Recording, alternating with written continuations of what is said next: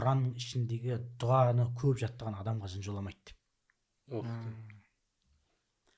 Ертең мен Кағбаны айналып жүремін да, резко ой келеді ғой. Мен қазақ емеспін ба деген. Түріктен келемін ба деген ой келеді да, Қаратасқа қалай мен де былай бара жатырмын ғой. Исламофоб, сен бауырыма айтып жатырмын. Ненің әлемдік мұнайдың бағасын реттей алады. Ан жерде көзден вообще кетіп қалды ғой. Сондықтан мен қарап отқан адамдарға осы ләббайканы айтамын.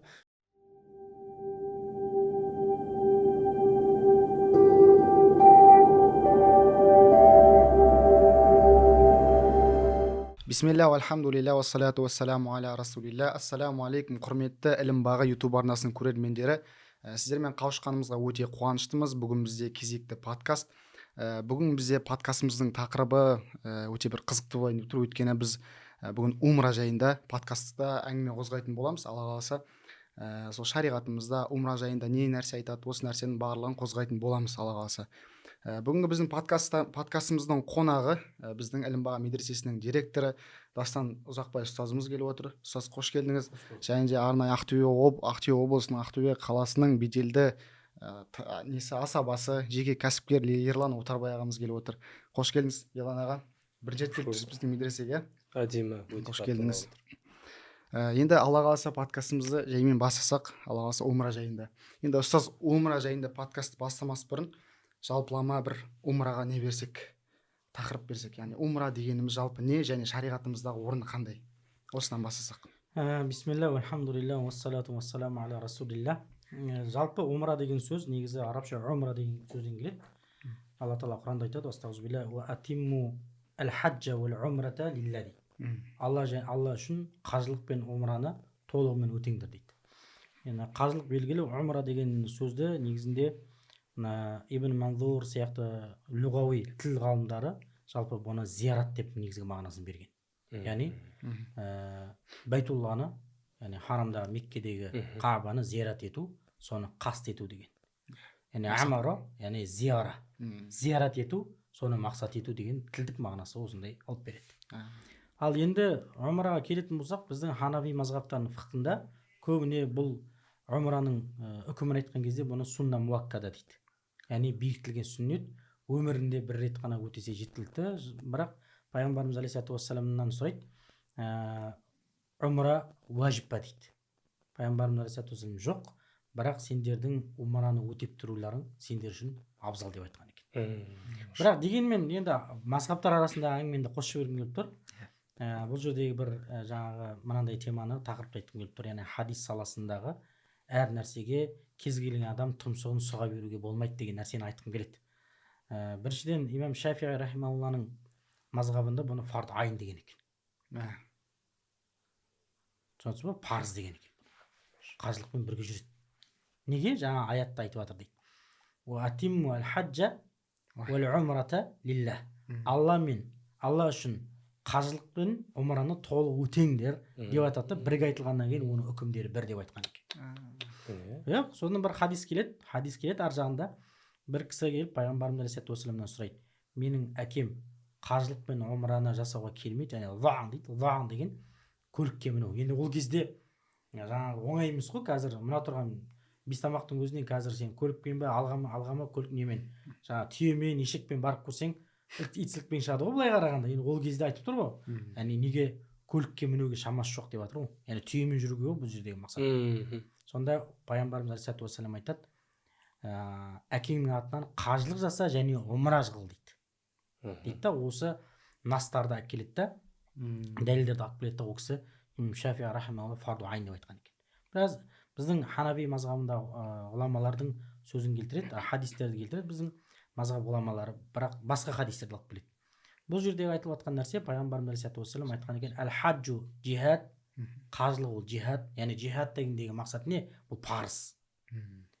Уәл-умра татауъун деп айтқан екен. Татауъ деген не? Нәпіл, қосымша деп айтқан екен. Яғни адам жасаса да болады, жасамаса да болады деген үкім сондай болып шығады.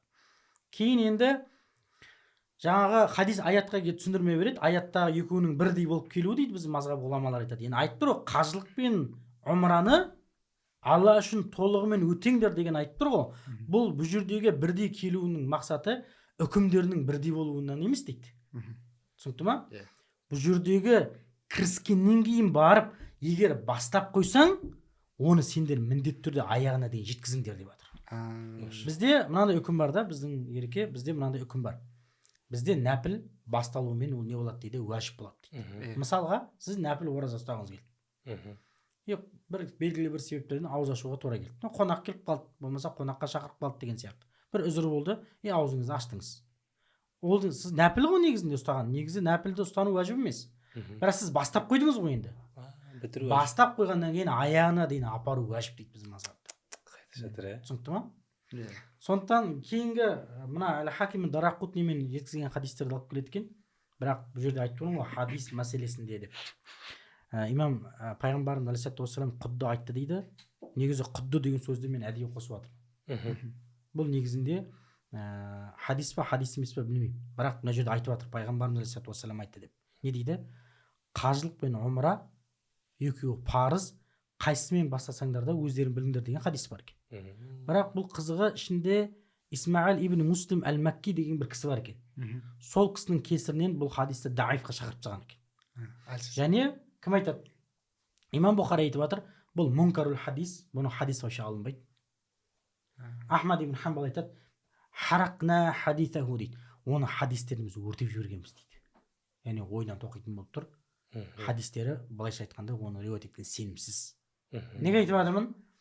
Біздің мазхабта бұл сунна муаккада, имам Шафиида фарз айын дедік, имам Маликте де дәл сондай біз секілді сунна муаккада деп келеді. Бұның үкімі сунна муаккада. Неге айтып жатырмын?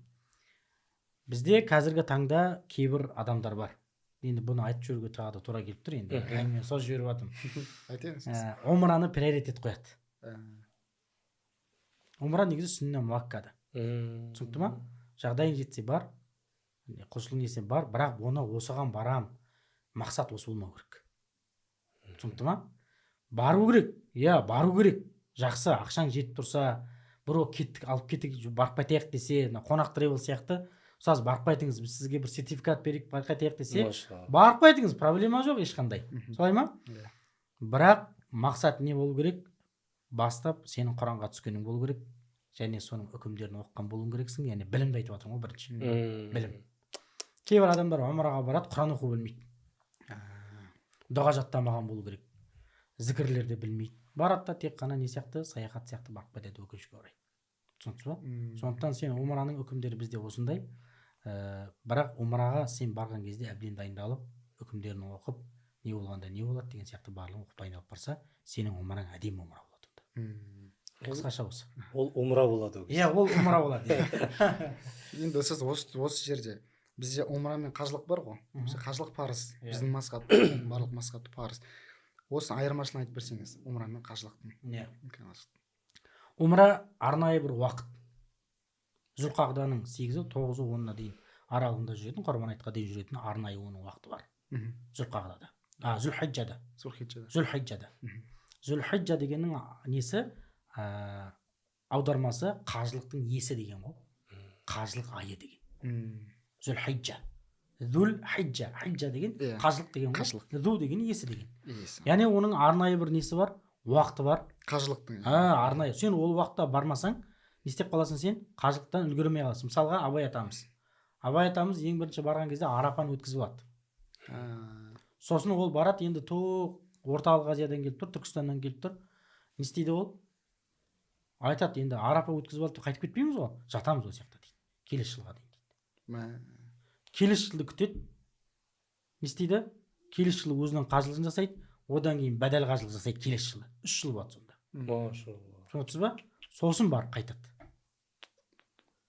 Яғни бұл не деген сөз? Яғни ол мауақит, муаққат, уақытпен шектелген. Ал умра ол кез келген уақытта тек қана жаңа қажылық күндері, қажылық айларында емес. Қажылық айларында емес. Құрбан айт күндері, айяумут ташриқ деген 3 күн бар емес па? Сол күндері жасау, бұл күндері жасау макрух болады. Бірақ дұрыс болады, бірақ макрухымен болады. Кез келген уақытта сен барып, умраны жылдың кез келген уақытында барып жасай беруіңе болады. Оның айырмашылығы осы. Айырмашылығы осы. Яғни қажылық парыз, умра сүннет дейсіз ғой.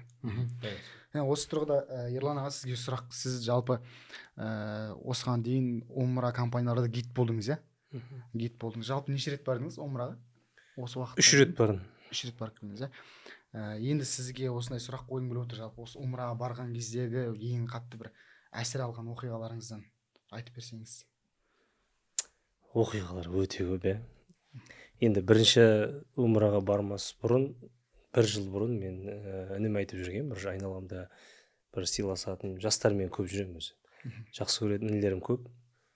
Мен бұйырса умраға барам, және маған соны біреу хадия қылады деп. Өзім осылай айтып жүретін. Солай бір сезетін, ішке түйсігім, ішке ойым. Содан Жоламан деген Алматыдан бір інім келіп, ұсыныс білдіріп, бір жерге отырайық, жиналайық, жақындарыңыз жинаңыз деп. Ойымда дым жоқ, бірде мені представлять етемін деп. Бір компанияны таныстырам деген сияқты. Сосын жақындарымды шақырып, сол жерде отырып, сол жерде бір сертификат сыйлап маған. Ол компанияның атын айтпай қояйын қазір. Содан сол жерде кішігірім көзімізге жас алып, содан барғанбыз. Бірақ ол компаниямен андай болып бардым. Олар тегін берді, VIP пакетін беріп, және мен ол кісілердің видеороликтеріне түсіп бердім. Жаңағы умраны таныстыру, мен іс-қимылмен көбіне. Ихрам кию мәселесі, сол жақта аралау, қажылыққа бару, Мединадағы құлшылық, соның бәрін видеоға где-то 1 сағаттық видеороликтеріне түсіп бердім. Бірақ құлшылығымды жасадым. Мединада 6 күн болдық, Меккеде 4 күн болдық. Мединада 6 күніміз тез өтіп кетті ғой. Мединадан кететін күні мешіттің алдында тұрып, қимай көзімнен жас шығарып жылап, дұға қылдым, Аллах тағалам мені тағы да алып келші. Өзім келмейші, кем дегенде бір 20-30 адаммен келейінші деп. Білмеймін, осылай өзім дұға қылып сөйтіп кеткем. Меккеге бардық, Меккеде құлшылық жасадық. Сонымен 7 адам болып жүрдік біздер. Мен қасында жаңағы інім болды, сосын видео көп болды. Сосын Жаққалиев деген әртісті білесіздер ғой, Бақтияр негізі шын аты. Сол кісілер 4 адам болып келді. Сол 7-еуміз бірге жүрдік біріншіде. Өте керемет, бір естен кетпейтін күндер болып қалды есімізде. Сол Меккеде де қатты дұға қылғам. Содан айтайын дегенім, қайттық. Еще сол кезде жаңағы мен бір қызық оқиға болды. Ұстаз, сіз өзіңіз киім кетігін айтарсыз, мен шашымды алған жоқпын. Сосын жаңағы Жаққалиев алған жоқ. Сосын бір Әлекең деген кісі бар, үшеуміз алған жоқпыз. қалғандар шаштарын налый салып тастады. Алматыда қысқартқан шығарсыздар. Қысқарттық, бүйтіп қысқартып не істедік. Бірақ налыйсыз жаңағы тазша қылып түгел қырып тастамадық. Бірақ үшеуміз жаңағы бір-бірімізге уәде беріп кеттік. Екінші рет келетін болса аламыз деп. Енді бір сояқта жүрген кезде Аллах тағала мені тағы да шақыршы, енді келген кезде аламын деп кеттім да осылай. Соны біреулер айтқан, негізі ол дұрыс емес, сен Құдаймен өйтіп нағылма, сен кімсің деген сияқты. Сонымен кетіп қалдым ноябрьде. Алланың қалауымен январда 24 адаммен ұшып бара жатырмын ғой мен. Обратно. Өзім шок едім. Барғанша, жетіп алғанша өзім сезіне алмай, не істей алмай жатырмын ше, әлі бұл қалай болады. Кішігірім жеткенше сынақтар да болды, үлкен сынақтар болды. Ақтөбеде басталып кетті ғой сынақ негізі. Үлкен сынақтар басталып кетті. Сол кездері бір адам қағып кеттім. Аллахтың қалауымен ол адам тірі қалды. Сөйтіп жаңағы дознавателім не жүріп жатыр ана жерде, жаңағы следствие жүріп жатыр. Мен бірақ праппын дегенмен ана кісінің кешірімі керек. Кешірімін алдым. Ана кісі негізі ақша керек емес, потом ақша сұрады, оны бердім, бәрі нормально болды. Бірақ кетейін деп жатқан кезімде самолетке ДВ-дан звондайды. Қайда баратсың деп. Астанаға баратыр. Дальше қаяққа барасың дейді. Үш қаяққа Астанаға баратым деді. Неге десем, сен білесің, кетіп баратсың, мен сені біліп тұрмын дейді. Басты зам атын ұмытып қалыпты, бір келіншек звоны. Мен қазір саған полный запрет қоямын, саған шығуға болмайды, білесің бе деп. Сонымен, в общем, сөз жүреді ау деген адамдардың бәріне звондап келдім да, ешкім шеше алмады. Соны Саламат Отарбаев деген ағам бар, спортсмен, олимпиада қатысушы, дзюдо күресінен. Сол ағама звондағам, осылай болып жатыр деп едім. Ұша бер Астанаға, сосын бұйыртса хабарын беремін деді. Астанаға ұшып кеттік, самолет қонды. 2 сағат Астанаға дейін ойымыз қалай болды, не болды. Қазір обратно алып кетпеймін. Өйткені 24 адам маған сеніп ана жерде тұрды. Астанада жиналып. Содан не керек? Аэропортқа самолет қонды, адамдар шығып кетті, біздер тұрып, ағама звондаймын ғой. Не болды ағам дедім. Не істедің дейді, Астанаға қондым дейді. Онда обратно қайт дейді ол. Осы отырып қалдым айтып. Қалай деймін. Ана адам страшный. Келмейді көндіруге дейді. Ха деп күлді бір кезде. Жүрегімде ойнап тұр екен. Все, давай. Жолың болсын, маған дұға қылуды ұмытпа деді. Ойбай, аға, 10 күн дұға қыламыз саған. Жамағатпен дұға қыламыз деді. Сөйтіп Аллахтың қолына ұшып кеттік, бардық. Сол барған бойдан Мединада енді жамағат гостиницаға орналастырып болғаннан кейін өзім шықтым да барып, Баймасақ сән мешітіне айналып жылап жүрмін ғой кіріп ше. Өйткені сол жерден бастап дұға қылдым ғой, бұйырса көп ұзамай мен 20-30 адаммен келейінші деп. Сол жақта емір дұға қылғасына Мединаны қимай кеттім. Өйткені 6 күн қадірін білмей қалдым да. Жаңа сіз айтқандай экскурсия сияқты болып кетті да, көбіне өткен съемкілер болды, құлшылық что түсінбей қалдым. Сөйтіп ана мешітте үлкен ғой, енді жүгіріп айналып жүріп, жылап жүрмін, рахмет айтып жүрмін. Сөйтіп келем, сөйтіп бір ерлі зайыптылар болған. Әйелдер бөлек, еркектер бөлек жатқызып жатыр. Сынақ сол жерде басталды ғой. Бір өйтіп отыр, кілең байлар бар енді. Ерлан, Иса, садись, дейді ма осылай. Как это мы? Я хочу с женой в одном комнате. Қиып алған анау ше. Деп жаймен айтып отырса ыңғайға келмейді. Характер көрсету керек болды да. Жаймен қасына барып, сен қай жаққа келіпсің? Демалысқа келіпсің ба?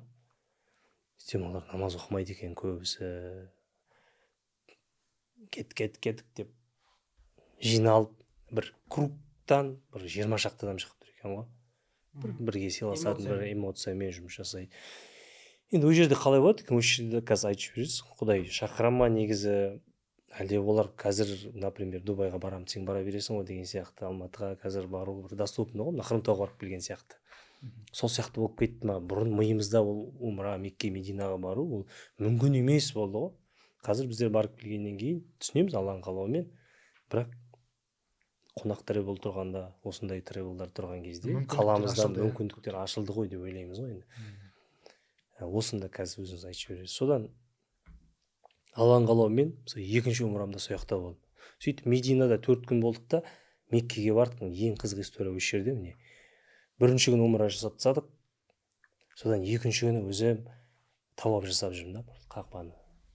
7-ші кругты айналып келіп, кругтан шығып жатқан кезде бір әйел хиджаб киген өтіп барады. Саламатсыз ба дейді ғой. Андайсың ғой енді, датабы адам сені танығанда да қағбаның қасында айналып барады. Саламатсыз ба деп айтады деп күткен жоқпын өмірімде. Саламатсыз ба дедім да, таңғалдым, бүйтіп қарап күліп өтіп кетті. Мен там 2 ракат намазымды оқып, зәмзәм ішіп, дұға алып бардым да, гостиницаға, біздер зәмзәмде жаттық. Соның жаңағы жуынып, бірдемемді, тамағымды, шайымды ішіп, соткамды алып жатсам, дайректте келіп жатыр SMS. Жаңа сізге саламатсыз ба деген қыз бала, мен ғой дейді. Мен айтамын, машалла, сізге қызық айтайын. 2 ай бұрын дейді, сіздің инстаграмыңыздан сізді көрдім, қағбаны айналып жүргеніңізді дейді. Сол кезде мен дұға қылдым дейді, Аллах тағала мені де осы жаққа алып баршы қағбаға деп. 2 айдан кейін сізді қағбаның қасында көріп тұрмын. Мә деп отырмын ғой ана жерде, қалай деп. Дұғалар осылай қабыл бола ма сонда? Енді кейбір адамдар айтады ғой, инстаграмға сала бермеші. Ей, субханалла деп жаңағы, мен айналамда жаңағы қатты нағашыларым, достарым көп та, ей, аузбилля деп әңгіме айтатындар бар да. Соларға айтатын ғой, не пайда бұдан да бар негізі. Өзіңнің салуына, өзіңнің жүргізуіңе байланысты. Әрбір амал ниетке байланысты ғой. Осы нәрсе ғой. Рия болса, сен рияңды аласың. Жақсы ниетке болған болса, ол сен жақсы ниетіңді аласың да, альхамдулилля. Осындай бір керемет қызық болды. Енді қызықтар өте көп. Басы осы болды енді. Басы осы дейсіз ғой. сізде сіз жаңағы жауап беретін. Жоқ, енді альхамдулилля әдемі ғой. Дұға дейтін енді әркімнің қозының жүрегінен шығатын өзінің несі ғой енді альхамдулилля. Менде де бір қызық оқиға болған. Ең бірінші рет баратыр. Қасымда Асланбек деген жігіт бар, Рахымжан деген жігіт бар. Осы діннің жанашырлары, ақтөбе жігіттер ғой бәрі. Бізді кім алып баратыр негізі? Асланбек алып баратыр өзінің ақшасымен. Сосын бардық, Мединаға түстік. Мединаға түскеннен кейін февральдың уақыты ғой, январский событие болды ғой. Январский событиеден кейін бардық бірақ. Сол негізі біз январский событие басталып жатқан уақытта, яғни қаңтар оқиғасы басталып жатқан кезде ұшуымыз керек болған негізі. Ұша алмай қалдық. Содан бір аптадан кейін барып Шымкенттен ұштық. Шымкенттен ұштық, иә. Содан Мәдинаға қондық. Мәдинаға қонсақ, біздің автобусымызға жаңағы малазиялықтар мініп алыпты. Мынандай ұшпыш такси неге келіп алған, мына жерінде мынандай ойығы бар жаңағыдай. Төбедей. Иә, төбедей. Келген бойлары мынандай, менің бойымнан да кішкентай. Ангара деп сөйлейді жаңағы қызық. Живой бір жет көріп тұр ғой ондай адамдар. Түссек түспейді. Сосын мен айтып жатырмын, жігіттер, Мәдинада тұрып, дауыс көтермеңдер. Бұл жерде пайғамбар жатыр, алейхиссалату вассалам. Пайғамбардың жанында дауыс көтеріп неге болмайды көтеруге. Ең үлкен қателік бізде. Оны аналарға айтып жатсыз ба? Жоқ, өзіміздің немізге айтып жатыр, өзіміз сабыр етіңдер деп айтып жатырмын ғой. Бұл сынақ басталып жатыр. Түнгі 3:30, дала суық. Айтып жатырмын мен деп. Содан қасымда Асланбекпен енді мен арабша сөйлейтінімді біледі екеуі. Қалған ешкім білмейді ана жерде. Сол екеуі маған қарайды, бүйтіп жаңа сөйлеспейсің ба деген сияқты. Айттым, мен дауыс көтеруге болмайды деп. Содан тұрып енді бір кезде тұрды да әжелер мінді да бізбен бірге. Өзбекстанның әжелері болды. Көп. Өзбекстаннан келген, неден келген. Бір кезде олар тоңғаннан жылайды ғой. Мәдинада. Жылады аналар еңкілдеп бала құсап жас бала құсап. Қой дедім, осы қайда жаңа автобустың бастығы қайда? Шақыр бер, мен қарайды. Кімсің сен дейді, мен айтам. Мен Құдайдың қонағымын дедім, осы жерге келіп тұрған. Қазір дедім, басыңнан дұға қыламын дедім, басыңа Алла тағала тас жаудырады дедім. Шошып кетті анау бір кезде. Кәдімгідей сөйтіп айттым. Қазір дедім, Алла тағала басыңа тас жаудырады дедім. Мен осы жерде Құдайдың қонағымын деп. Содан біреу келді. Жаңа оларда мынандай арабтарда деп ашуынан деп жатсаң, салли аля наби дейді. Пайғамбарға салауат айт дейді. Салли аля наби дейді да. Пайғамбарды ортаға салып тұрғаннан кейін қалай ашуланасың сен? Еще пайғамбардың қаласың ғой дейсіз. Иә, мен айттым, альхамдулилля, анау да келіпті. Ляжли расулилля. Алланың елшісін қойшы, не істемей ақ қойшы дейді да. Содан келді да, соны айтқаннан кейін 5 минуттан кейін автобус әкеліп берді ғой. Машалла. Ана жерде ше, енді Құдайдан қорқатындар бар екен арасында. Действительно. Сонымен келіп, сондай бір қызық оқиға болған бізде. Сол негізі жаңағы Ерекең айтып жатыр ғой, енді Құдай шақырады деп. Енді Алла тағала мейірімді ғой. Алла тағала мейірімді, сондай кейбір тәкаппар адамдарды сол жерге алып келіп сындырады кейбір кезде. Қажылыққа апарады, Муздалифада, Арапада жатады. Удобство жоқ, адамдар үстінен аттап жүреді. Мамық құстың жаңағы мамығында жатқан адамдар келеді, екі нені ойрауат, бұттадым жоқ. Екі бұттар қажалып, су жоқ, не жоқ, сабынмен жуына алмайды, не істей алмайды. Анамын келеді да, сондай жерге әкеліп кейбір байларды менмендерді сындырады. Сындыру дегендегі мақсат бұл жерде мынандай әңгіме. Тәрбиелейді. Алла тағала мейірімділігі бұл. Түсінесіз ба? Бұл Алланың мейірімділігі. Я, әрине, міндетті түрде Ерекең айтып жатыр ғой, қонақ бұл жерге Алла шақырған адамдар ғана келеді бұл жерге. Түсінесіз ба? Бәлкім осы Ерекең айтқаннан кейін, бәлкім сен қаяқта отырсың деп айтқаннан кейін ол өзіне бір сабақ алған шығар. Ерекең де сол жерге бір себепші алған шығар. Оны біз білмейміз. Сосы жаңа Алла шақырады дегенше, жалпы оның алдында білмеймін, практика ретінде ол нәрсені көрмегеннен кейін бәрібір дұрыс түсінбейсің да. Былай білесің, иә, Алла шақырады, бірақ Алла шақыру ол қалай болады деген сияқты. Ерлан, сондай нәрсе. Бұрын бізде қатты барғымыз келеді, ниет етеміз да. Неше жылдан бері ниет етіп жүрміз, умраға барайық, дұға етеміз. Сөйтіп умраға барып келіп жатқан адамдарды көреміз да. Біздің сұрайтынымыз не, қалай барып келдің, қанша кетті деген сияқты. Барлығының жауабы не дейді? Мені Алла шақырды дейді да. Алла шақырса барасың дейді. Енді андай жауапқа не болып қаласың. Бір сөзбен құтылып кете салады ма просто? Иә, түсінікті ғой Алла шақыратыны, бірақ ол қалай деген сияқты ар жағын ести алмай қаласың.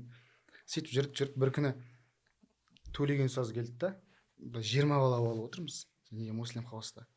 Төлеген ұстаз келді да, жігіттер осындай бір умра компаниядан 3 гид керек арамыздан дейді. Таңдап алды 3 гидті. Соң арасында мен бармын 3 гид. Рамазанның соңғы 10 күні иғтикафқа дейді да. Жүрек көтеріліп кетті. Жүрек көтеріліп кеткен ана жерде елестете алмай жүрміз. Шынымен ба бір кезде жүріп бір жағынан айтпай жүрмін ешкімге. Иншалла ертең барған кезде әйтеуір белгілі болады. Сөйтіп жүріп тақалып қалды уақыт. Рамазанның соңғы 10 күніне жақындап қалған кезде ұстаз айтады, жігіттер в общем бөліп жармай ақ қойын, адам жиналмай қалды. Бір кит керек болып қалды дейді ғой. 3 бала қалып қойғанбыз. Субханалла, енді ана басталып кеткен ғой. үшеуміз ұстаз айтады, мен таңдамай ақ қойын сендерді, үшеуің өздерің шешіп алыңдар. Ол кісідегі үшеуміз бір-бірімізге қараймыз, бір бөлмеде тұрық үшеуміз. Дәулет бар, Мейірхан бар. Үшеуміз бірімізге қараймыз, сөйтсем Дәулет үйіндегілерге айтып тастаған. Арал білет, ана кетіп барады. Анау үйіндегілерге қой сойып садақа беріп тастаған уже. Жалғыз мен айтып тастаған. Айтамын, жігіттер енді жақсы. Менікі жеңіл болып тұр әйтеуір. Сендердікі қиын. Екеуің шешіп алыңдар дедім да, мен өзім шығып кеттім сыртқа. Бисмилля. Сөйтіп ұстаздың айтқаны андай болды да.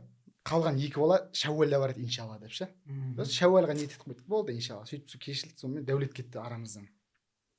Шәуәлға ниет етіп жүрдік те, Шәуәл полный атымен алып кетті. Сонымен былай айтқанда қалды. Андай бір қолыңнан шығып кетті да, деген сияқты болды. Айтпаған дүние айтпай қалды ғой ішінде. Содан бері жүрміз. Сөйтіп Салман екеуміз істейміз, бір-бірімізге ниет қоямыз, барайық иншалла. Сөйтіп жүріп бір кезде бір 2 жыл өтіп кеткен ғой содан ше. Содан 2 жыл өтіп кеткен, Салман екеуміз келе жатырық. Салман қарайды, есіңде ма? Умраға ниет етіп едік қой. Содан бері 2 жыл өтіп кетті дейді. Не істедік дейді. Әлі жүрміз дейді да. Бір-бірімізге қол береміз сол жерде. Сол шамамен бір қарашаның қазанның кездері айтамыз, иншалла бітіреміз, мына январда бұйырса кетеміз умраға. Білмеймін қалай болса, білмеймін, ақша жинап бірдеме алып кетеміз дейміз. Қол береміз. Бір 2 күннен кейін төлеген сөз группа жазады ғой. Жігіттер, короче, умраға бір вариант шығып тұр. Осы группада 10 жігітпіз. Умраға бұйырса иншалла январда қазір билет алып тастаңдар дейді ғой. Умраға не шықты, сөйтіп сонымен қордан қойып сол жерден алып сразу билет алып шықты. Оныңды ма? Сол екеуміз бір-бірімізге қол бердік, болды, бисмилля, барамыз деп. 2 күннен кейін төлегеніз жазады ғой. Жігіттер умраға барамыз бұйырса иншалла. Субхан, сол жерде түсіндім да мен, Алла шақыру деген, яғни адам мынандай ниет ету деген, сен бірінші қадам жасады анаған. Адам негізі андай ниет етіп жүр емес. Себебі оған қадам жаса, бір амалын жаса, бір кірісу керек та. Алла тағала айтады ғой, сен маған 1 қадам жасасаң, мен саған 2 қадам жасайын. Сен маған жүрсең, мен саған жүгіремін деген секілді. Осы нәрседен түсіндім, субхан, Алла шақыру деген осындай екен ғой деп. Жаңа салауат жайлы айтып отыр, бір қызық история түсіп отыр. Астанадан бір Жеңіс деген бір ағам болды, стоматолог, жағдайы жақсы, ақшаның проблемасын шешіп болған азамат жігіт енді. Ол кісі әкесімен, баласымен өзі 3-еуі барды. Содан бірінші Мединаға түстік, жаңағы Нусук дейтін программа арқылы келдік, Пайғамбар саллаллаху алейхи вассаламның жатқан жеріне, Раудаға. Содан жаңағы екеумізде ғана сол программа жоқ, мен оның алдына барып кеткен, мен ашылмай тұр, ол кісіге ашпағанбыз, алдын ала ескертпегенбіз. Содан бәрі кетіп кіреміз деп баратқан кезде екеуміз де не істейміз ерлан деді маған. Айттым, Жәке, давай салауат айтайық. Кеттік, барамыз қазір. Енді гостиницадан шыққаннан кіргенше салауат айтамыз. Бұйырса кіреміз дедім. Енді гостиницадан жаңағы Пайғамбар саллаллаху алейхи мешітінің жаңағы жерге неге Раудаға жерде очередь бар, сол жерге дейін өткенше дейін салауат айтып, мен где-то бір 300-дің үстінде айтып бардым. Ол кісі айтып барды, ежіктеп оқып келе жатыр ана сәждеден. Содан біздің алдымызда программасымен кіре алмай қалып жатыр ғой деп өткізіп жіберіп жатыр.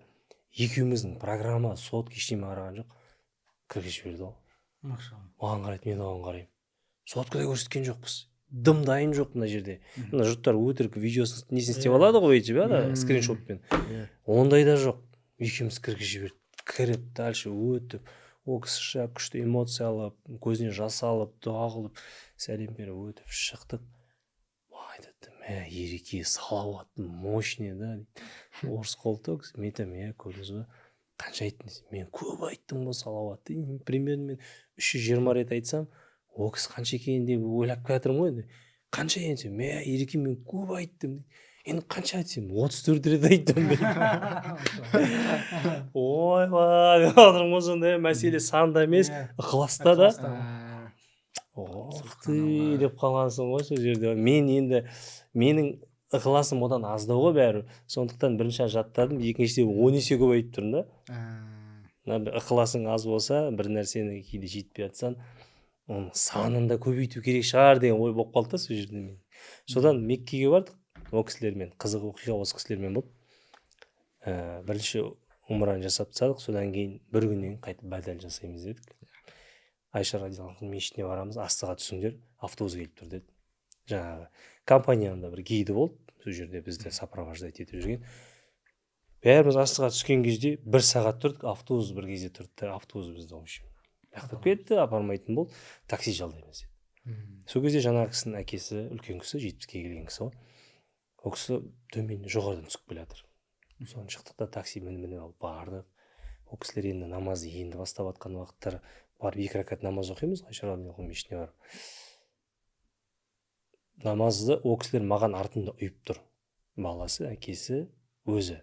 Мен алдыда тұрмын имам. Намаз оқыса, ана кісілер намазда сөйлесіп тұр да, әкесімен баласы. Мен деп атым, артта видео көріп жігіт бар, ол деп атыр, ана кісілер әңгіме айтып тұр, намазда тұрып. Соны 2 ракат әйтеу оқып болғаннан кейін, неге сөйлесіп жатсыздар деймін. Сосын үлкен кісі дейді, мынау шығып кете береді ұйқырам мен дейді. Тағы бір мен досым болды, спортсмен. Кел ата салып берейін жақсылап деді. Ананы алып бүйтіп, несіне тығып жатыр да, беліме тығып жатыр. Мынау ұйқырам емес қой дейді. Ванный полотенце ғой мынау дейді. Райхан Ротана деп жазуы бар ғой, неше ше. Ана жерде мешітті басымызға көтеріп шалқыртамыз күлем. Сөйтсек ана кісі дәрет қысқан ғой, біздер 1 сағат күткен кезде автобусда. Сөйтеді де жоғары 25 этажға лифтімен көтеріледі, дәрет сындырады, иқрам үстін шешкен. Сөйтеді де дәрет сындырып болғаннан қайда дәретін алады, сол жерде үлкен ванный полотенце іледі. 2 жаққа тығады төмен қарай жүгіріп келген ғой. Райхан Ротана деп тұрған кезде. Ол кісінің баласы бір кезде. Ерлан аға, здесь бассейн, тренажерный бар ма дейді. Спортсмен өзі 17 жасар бала. Жоқ десем, сен жарайды, мына қазір құлшылықта саған спорт болады деймін ғой. Не, я все успеваю деп ше. Тауып алды, артынша еще астында бар екен, оказывается. Не бар екен, фитнес залдар бар екен. Осылай қазір арасында қызықты әңгімелер еске түсіп отырады деп ойлаймын енді. Иншалла. Жалпы подкасттың несі барысы солай өтіп тұр ғой. Иә, еркін отырсыз ғой. Сол осыған Ерлан сіздің неңізге қатысты, әңгімеңізге қатысты мынандай бір оқиға болды, әсерлі. Енді жалпы умраға бармас бұрында көпшілік адамдар осылай, жаңа сізден естіп отқан әңгіме ғой. Көпшілігі раудада проблема болады көбісінде, иә. Раудаға келген кезде біреу кіре алмай қалады, біреу жаңа несіз кіріп кетеді, нұсықсыз кіріп кетеді деген сияқты. Біз алдын ала соны ойланып, алдын ала умраға баратын нұсукты бәріміз жасап алдық, бәріміз нұсукты уақытын белгілеп қойдық, бәріміз спокойно әдемі тіркелдік. Келе жатырмыз, ешқандай сынақ жоқ. Бір күні сол 11:30-да кіреміз түскі. Сөйтіп бәріміз жақсылап осымызды алып күтіп тұрмыз енді очередімізді. Бір андай ешқандай не жоқ, бір сынақ болып жатқан жоқ, тұрмыз да. Балдармен әңгіме айтып тұрмыз да. Бір аудаға кіреміз 1 сағаттан кейін. Балдармен әңгіме айтып тұрмыз. Бір кезде арамыздан бір бала келді да, жігіттер мен кіре алмай жатырмын, что-то дейді. Маған ана аяқта нелер шуртилар жүреді ғой жаңа нелер. Сол кірмейсің деп айтты, сенікі дұрыс емес екен дейді. Біз қараймыз, ана баланы бірге жасадық біз. Айтамыз, мә қалай сонда? Жүгіріп барды да біз көрсеміз ғой, кіруге бола ма? Болмайды дейді ғой, кіруге. Ана жерде умра дегенді таңдап қойғанбыз ғой, біз ана жерде рауда деген таңдау керек дейді. Кіре алмайсыңдар дейді ғой. Мә субхана, ана умра сол оқиғаға дейін бәріміз балдармен тұрып алып әңгімені соғып тұрғанбыз ғой. Ана момент болды, моменттен кейін ешкім бір-біріне әңгіме айтты, бәрі ішінен салауат айтып отыр. Андай Алла тағала бәрімізге салауат айтқызып жіберіп тұрды ана жерде. Ана сөйтіп болдық. Жаңа қайта сұрады қанадан. Кірмейсіңдер еді. Сонда да тәуекел иншалла деп айналып барып рядымызға тұрдық, қайттым. Үлкен ұзын очередь. Ешкім бір-бірімен сөйлеспейді, салауат айтып тұр барлығы. Келе жатырмыз, 6 балама келе жатырық. Сөйтіп тақалып келе жатырық. Алдына келдік, жаңа алдына келген кезде бәріміз шығарып жатыр. Дұрыс емес. Бәрі умрасын жауып жатыр, білмеймін, бірдеме қылып жатыр. Бәрімізді айналдырып шығарып жіберді. Бәрінің настроениесі түсіп кеткен. Бірақ соңында да әйтеуір салауат тоқтамай жатыр. Сөйтіп айтамыз ғой, жақсы хайыр иншалла. Бәлкім дайын емес шығармыз біз пайғамбарымыздың алдына кіруге. Ана нұсуксыз кіретін жағы бар ғой, екінші жағынан кіреді ғой пайғамбарымыз. Жақсы, сол жағынан барайық та пайғамбарымызға сәлем беріп қайтайық деді да. сол жерде бір 3-4 бала алып қойдық. қабірдің бас жағынан өтеді. Иә, соңында 3-4 бала алып қойдық, сол кеттік былай. Мә бір кезде келе жатырмыз ана жақтан. Пайғамбар жақындап бармыз. Арға адам қырғын. Етіп келе жатсақ, арқама бір кісі келіп асылады ғой, екі иығыма бір кісі. Сөйтсем бір қария кісі, қарт кісі, бойы кішкентай, сақалы үлкен, сақалы беліне дейін келеді, аппақ сақалы. Асылып алғанда еңкілдеп жылап жатыр ғой ана кісі.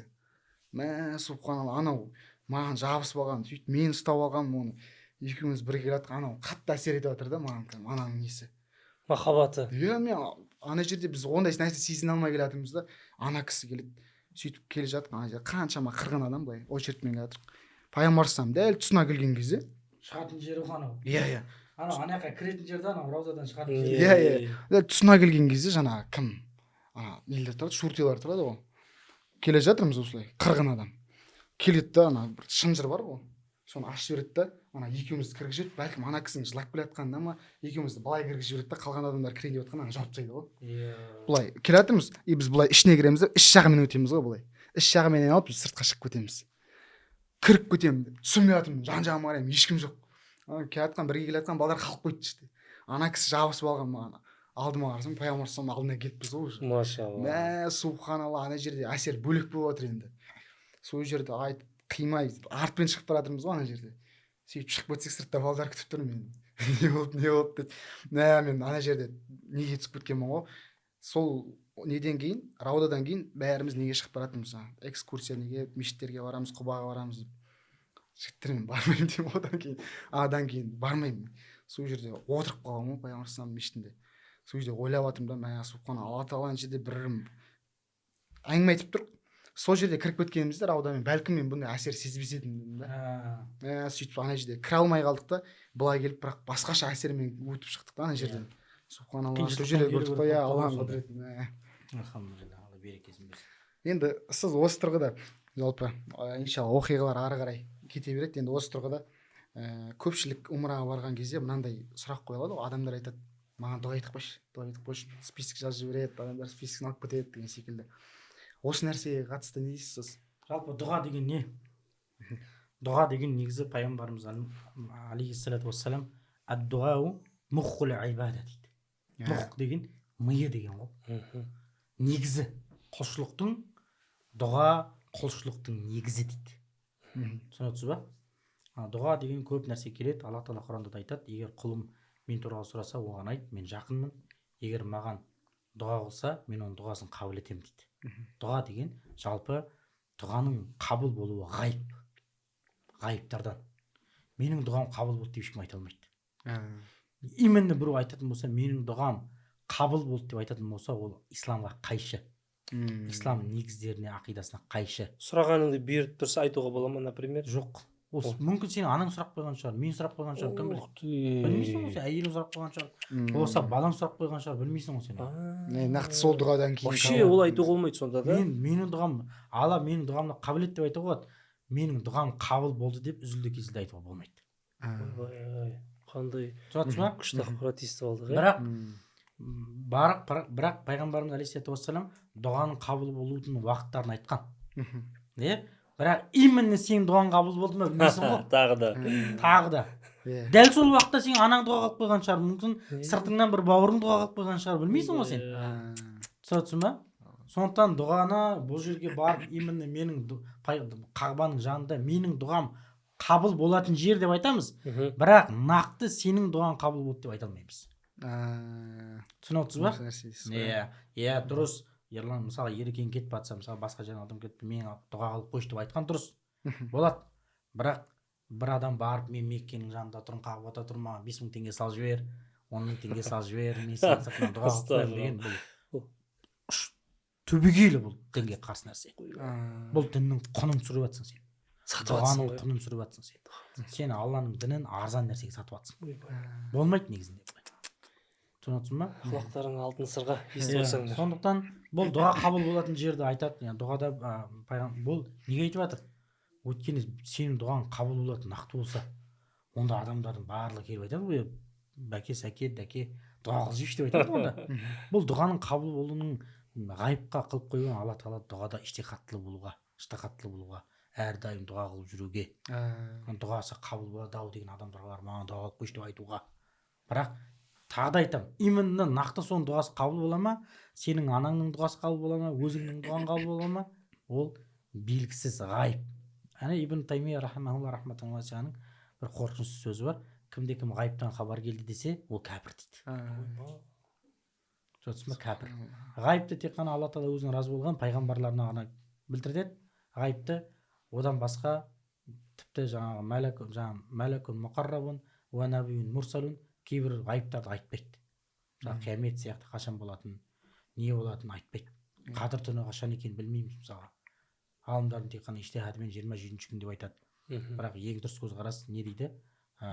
Рамазанның соңғы тақ күндерінде дейді. Сосын ба? Ондай нәрселерді айтпайды. Түсінесіз ба? Бұл ғайып дейді бұндай нәрселерді. Сондықтан бұл ғайып болғаннан кейін дұғаның бұл соған ыштахаттылы болуға, соған әрдайым дұға қылып жүруге бұйырып жатыр. Түсінесіз ба? Енді қараңыздар да, дұға деген айтып отыр пайғамбарымыз алейхиссалату вассалам, ад-дуау мухқул ибада. Дұға ол ғибадаттың миы, негізі деп жатыр. Негізі. Иә. Бұл жерде мен бір нәрсе айтқым келеді. Кейбіреулер айтып жатады, умраға қалай дайындаламыз дейді. Мен айтар едім, дұға жаттығумен дайындал деп.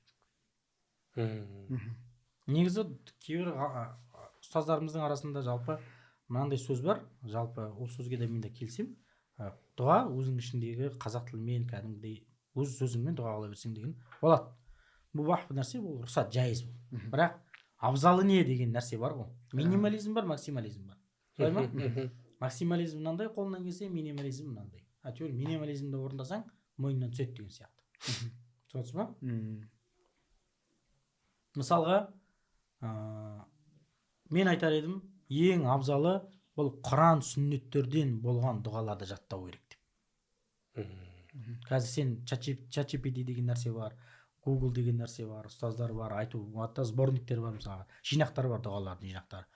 Құраннан болған және сүннеттен болған дұғалар бар. Соларды жаттау керек. Мен айтар едім, олардың қабыл болу ықтималдығы жоғары.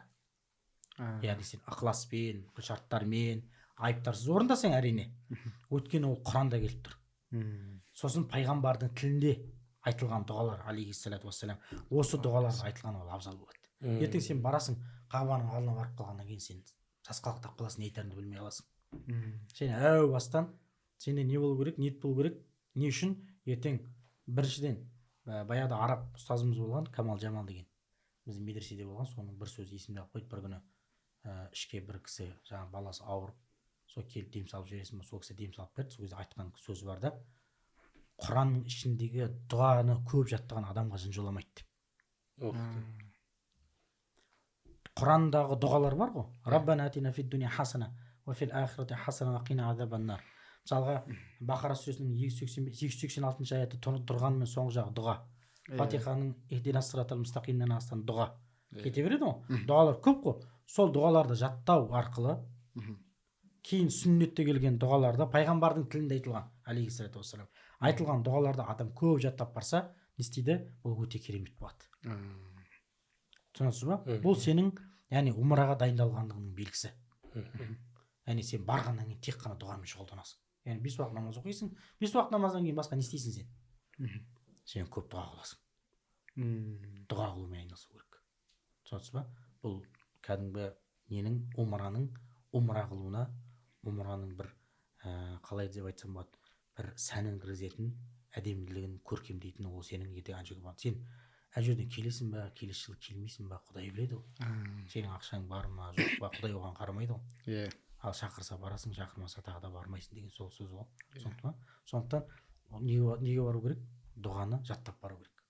Ол дұға деген осы. Ұстаз жаңа ад-дуа мухқул ғибадаға қатысты осындай бір нәрсе істеп қалдым, оқып қалдым өткенде.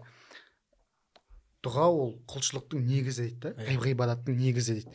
Осы тұрғыда, яғни сен мысалы намаз, құлшылықтарың бар ғой дейді да, дұға да сол сияқты дейді да. Бізде көпшілік адамдардың қателігі Алла тағаладан бір нәрсе сұрайды да, оның бір несін жауабын талап етеді дейді да. Алла не істеу керек деген секілді. Жаңағыдай.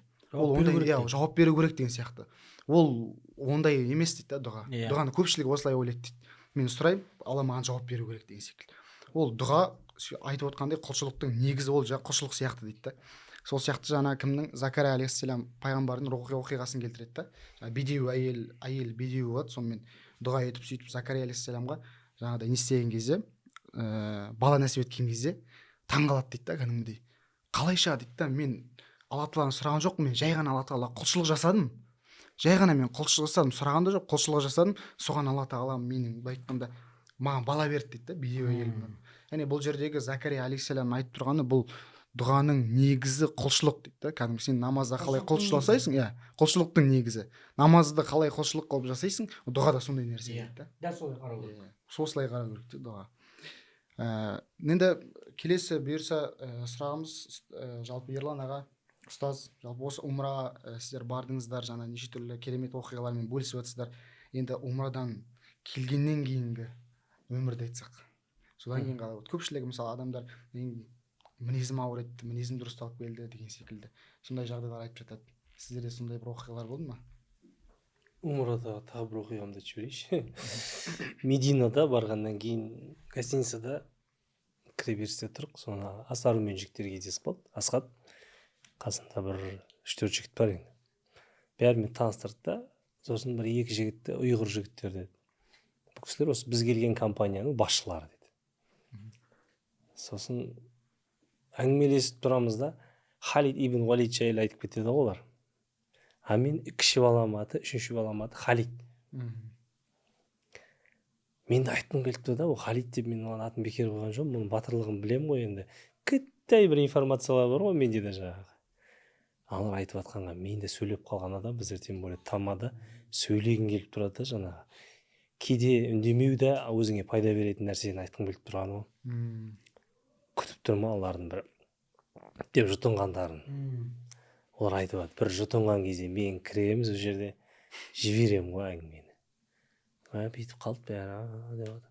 Мен өзімше енді бар күшті айтып жатырмын. Былай қарағанда бір ол кісілерге біраз насихат айтқандай болдым да. Содан ол кісілер қоштасып кетіп қалды, суретке түсті. Содан ол кісілер біздің жаңағы сол компанияда бір Нұриддин деген жігіт болды. Ең бірінші келген кезде бізді сопровождать еткен жігіт қой. Ұстаз. Ол кісі ұйғыр болатын. Бұлар танимын деді оны. Сол Нұриддинге звондады. О, Нұриддин, амансыз ба, жақсы ба? О, Ереке, амансыз ба, қош келіп жатсың. Жаңа бір 2 жігітпен таныстым, ұйғыр жігіттер. Аттары осындай, танисыз ба, сізді танимын деп жатыр деп едім. Ой, олар ғұламалар ғой дейді. Біреу Әласқарды бітірген, біреу Нұрмұбаракты бітірген дейді. Ой, жаман ұялғаным бай. Сонда кейде бір үндемей қалған саған пайда береді екен да. Ана мен бір ғұлама Әласқарын бітіріп келген жігітке олардың даналығы ғой енді деп тыңдады да, бір жаңадан естіп тұрғандай. Мен олар екінің аузының бірінде жүрген Халид ибн Валидтің жаңа төсек тарып жатқандағы оқиғаларын айту деген, олар жатқа біледі ғой уже. Соны айтып беріп, күшті болып тұрмын олар. Бір сондай бір қысылған моменттер болды. Енді умрадан келгеннен кейін андай ғой енді миға кіргізіп алғанбыз, умрадан келгеннен кейін де сынақ болады деген. Жалпы осы нәрсе неге сынақ болады деген нәрсені негізі мидан алып тастау керек, көп сала бермеу керек сияқты. Сосын уже сынақ күтіп жүресің ғой, бірдеңе болып қалса, бұл сынақ бола береді ғой олсыз да. Өміріңнің жартысы сынақ емес па? Жақында ғана бір естігем, иманның жартысы сабырдан тұрады дейді. Өміріңнің жартысы сынақпен өтеді, сен оған сабыр етуің керек деген нәрсе. Соны біздер умрадан келген сынақтар болады деген нәрсені кіргізіп алып, күтте бір қиыншылық болса, басталып кетті сынақ деп жаңағы. Жоқ, ол сынақ никогда бітпейді, өлгенше сол сынақ арқылы шыңдалып, Алла қаласа, ана өмірге жәннатқа кіруге шыңдалып барасың, дұрысталып барасың деген мәселе деген нәрселер ғой. Қиыншылықтар әрқашан әр кезде болады. Умраға барарға дейін де, барғанда да, келгенде де. Жаңа ұстаз да айтып отты ғой. Негізі Алланың қонағы болып барасың ғой, ол жерде просто адамдар бір нәрсені түсіну керек деп ойлаймын. Мен избранный адаммын деп біз. Сен нөл екеніңді түсіну үшін барасың ғой. Никто екеніңді. Өйткені ішкі киіміңді шешіп алады да 2 мата береді, болды. Былай қарағанда ештеңе істей алмайсың, ешкім емес. Әйелдер басыңнан аттап барады, беш аяғы түйіп кетеді ғой, сен сәждеде жатқан кезде ше. мейірімді болып жатасың ғой сол жерде ше. Басма тағы деп. Иә, тағы тепші деп қақ кетіп жатады. Менде сол жақта бір қызық оқиға болды. Бір сол жақта умрада бір бауырларым әңгіме айтты да, Қаратасты сүю жайында. Кеше бір 2 түрік келді деді. Артына 12 түрікті ертіп алған, 2 түрік халықтың белінен шығып жүр дейді да, кеудесінен. Бұлай итеріп келді дейді ғой, 2 түрік ше. Қаратасқа дейін осылай итеріп барды да, екеуі екі жағынан тұрды, 12 адам сүйіп шықты Қаратасты. Өздері сүйді. Сосын қайтып бүйтіп кейін қарай халықты ашып шығып кетіп қалды. Ертеңіне мен Қағбаны айналып жүремін да, резко ой келеді ғой. Мен қазақ емеспін ба деген. Түріктенгенмін ба деген ой келеді да, Қаратасқа қалай мен де былай бара жатырмын ғой. Осылай ашып барады. Ниет дұрыс емес қой негізі уже. Бір шамалы қалған кезде бір темір ұстады ғой. Мені мына қолда. Мен былай ысырып бара жатырмын адамдарды. Осылай ысырып бара жатқан кезде темір ұстады. Жыла алмай қалдым ғой былайша. Ашумен қарадым да өйтіп ардым.